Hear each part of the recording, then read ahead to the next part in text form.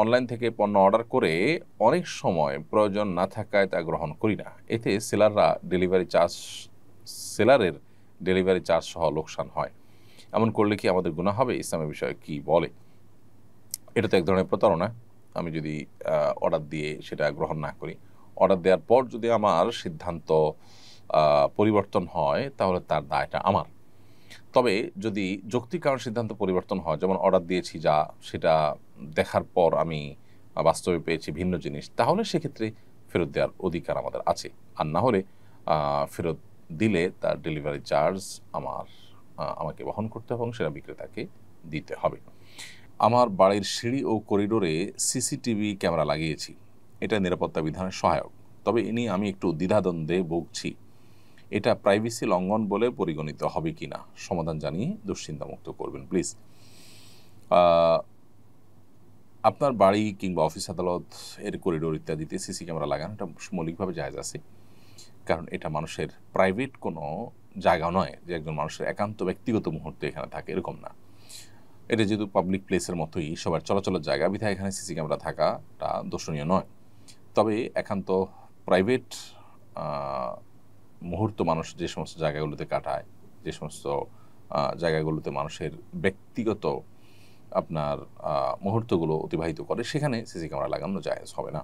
তাহমিনা আক্তার আপনি লিখেছেন, আমার বাবা ব্যাংক থেকে লোন নিয়েছিলেন, শোধ করতে না পারায় জেলখানায় আছেন বর্তমানে। আমার প্রশ্ন হচ্ছে, ব্যাংকের লোন শোধ না করে যদি আব্বু মারা যায়, তাহলে কি লোন গ্রহণের শাস্তি আব্বুকে পেতে হবে? লোন দেওয়ার মতো অবস্থায়ও নেই তিনি। লোন প্রায় 1 কোটি টাকার মতো সব মিলিয়ে।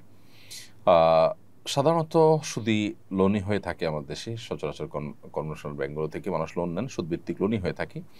সুদভিত্তিক লোন যদি হয়ে থাকে, তাহলে সেক্ষেত্রে এই লোন নেওয়া তো গুনাহের কথা হয়েছে। লোন নেওয়ার কারণে তিনি গুনাহগার হবেন, আবার লোন পরিশোধ না করার কারণে তিনি আরেক গুনাহগার হবেন।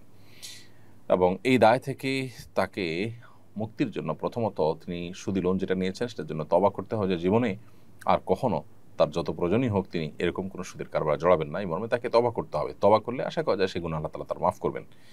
কিন্তু আপনার বাবার যে লোন হয়েছে ব্যাংকের প্রতি, সে লোন পরিশোধ করার চেষ্টা তার সর্বোচ্চ থাকতে হবে এবং জমি জমা স্থাবর অস্থাবর সম্পদ বিক্রি করে হলেও তার লোন দেওয়ার সর্বোচ্চ চেষ্টা করতে হবে। যদি তিনি সর্বোচ্চ চেষ্টা করেন, কোনো কারণে ফেঁসে গিয়ে থাকেন, তাহলে আশা করা যায় তিনি গুনাহগার হবেন না। তবে তার মৃত্যুর পর তার সন্তানদের উচিত হবে বাবাকে লোন মুক্ত করা, তার রেখে যাওয়া সম্পদের সব বিক্রি করে হলেও আগে লোনটা পরিশোধ করার উদ্যোগ নিতে হবে। তাহলে ইনশাআল্লাহ তার কাছে আশা করা যায় দায়মুক্ত হতে পারবেন। মিজানুর রহমান আপনি লিখেছেন, আমি প্রবাসে থাকি কিন্তু দেশে পারিবারিক জমি নিয়ে বাবার ও ভাই বোনদের সঙ্গে বিরোধ হয়েছে। আমাকে সম্পত্তি থেকে বঞ্চিত করা হয়েছে এবং বাড়ি থেকেও বের করে দেওয়া হয়েছে। এখন ইসলামের দৃষ্টিতে আমার দায়িত্ব কি, অবস্থা কি? আমি তাদের সাথে সম্পর্ক যোগাযোগ রাখতে পারি কিনা? তারা আপনার প্রতি যে জুলুম করেছে সেটা অন্যায়, এবং সেই অন্যায়ের বিরুদ্ধে আপনি প্রতিকার পাওয়ার জন্য যে কোনো যথাযথ উদ্যোগ গ্রহণ করতে পারেন, সে অধিকার আপনাকে ইসলাম দিয়েছে। কিন্তু একই সাথে আপনি তাদের সাথে আত্মীয় হিসাবে মিনিমাম সম্পর্ক বজায় রাখার চেষ্টা আপনার করা দরকার। তারা আপনার প্রতি জুলুম করেছে দেখে আপনি তাদেরকে ছিন্ন করে থাকবেন, এমনটি করা উচিত নয়। কারণ বিষয়ে সহিহ বুখারীর বিখ্যাত হাদিস রয়েছে নবী করিম সাল্লাল্লাহু আলাইহি ওয়াসাল্লাম থেকে, যেটা আব্দুল্লাহ ইবনে ওমর রাদিয়াল্লাহু তাআলা বর্ণনা করেছেন, যে নবীজি আলাইহিস সালাম বলেছেন, লাইসাল ওয়াসিলু বিল মুকাফি, যে ব্যক্তি আত্মীয় হিসাবে কেউ কোনো কিছু দিলে সে সমান সমান দেয়, এই ব্যক্তি আত্মীয়তার সম্পর্ক রক্ষাকারী নয়। এটা তো বিনিময় দেওয়া। এটা তো যে কোনো মানুষের প্রতি আমরা করবো, হাল জাযাউল ইহসান ইল্লাল ইহসানের উপর আমল করে, যে কেউ আমার প্রতি ইহসান করেছে আমি ইহসান করব, এটা তো সাধারণ মানুষের জন্য প্রযোজ্য। কিন্তু যারা আত্মীয় হবেন তাদের জন্য হলো আত্মীয়তার সম্পর্ক ছিন্ন করার পরিবর্তে আত্মীয় সম্পর্ক রক্ষা করা। ওয়ালাকিন্নাল ওয়াসিল আল্লাযী ইযা কুতিআত রাহিমুহু ওয়াসালাহা, মূলত আত্মীয়তার সম্পর্ক রক্ষাকারী হলো সে যে ব্যক্তি আত্মীয়তার সম্পর্ক রক্ষা করলেও সে বরং সেখানে আরও সম্পর্কটাকে জোড়া দেওয়ার চেষ্টা করে, সম্পর্কটাকে ভালো করার চেষ্টা করে। বিধায় সেই চেষ্টাটা আমাদের থাকতে হবে।